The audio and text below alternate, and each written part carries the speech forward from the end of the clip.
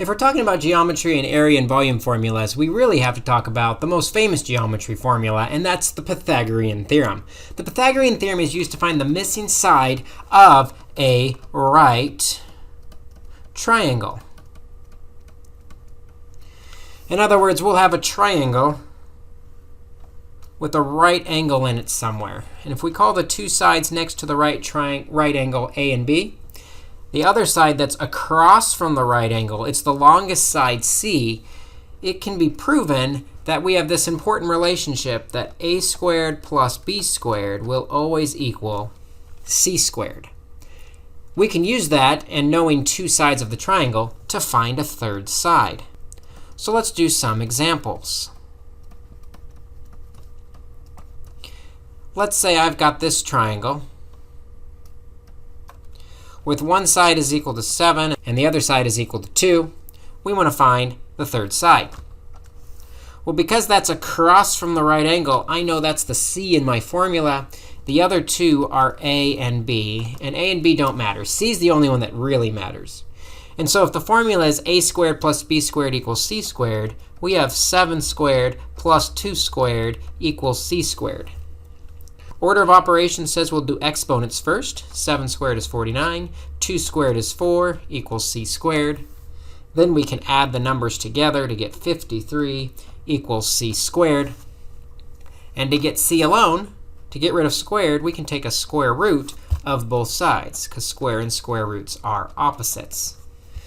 So c is equal to the square root of 53, which my calculator tells me is 7.28.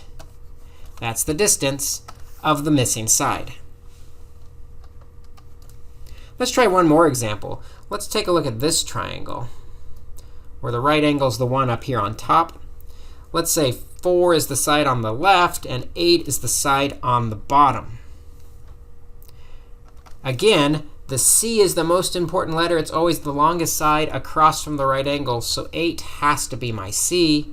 A and b don't really matter, so let's say a is 4, and b is the missing side.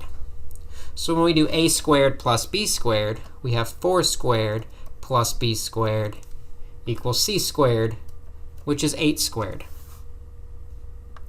Again, order of operations tell us to do the exponents first, so we get 16 plus b squared equals 8 squared is 64. Well, we can't add those together, 16 and b squared, because they're not like terms. So let's solve it like we solve any other equation by getting rid of those 16 positives with 16 negatives. That leaves us with b squared equals 48.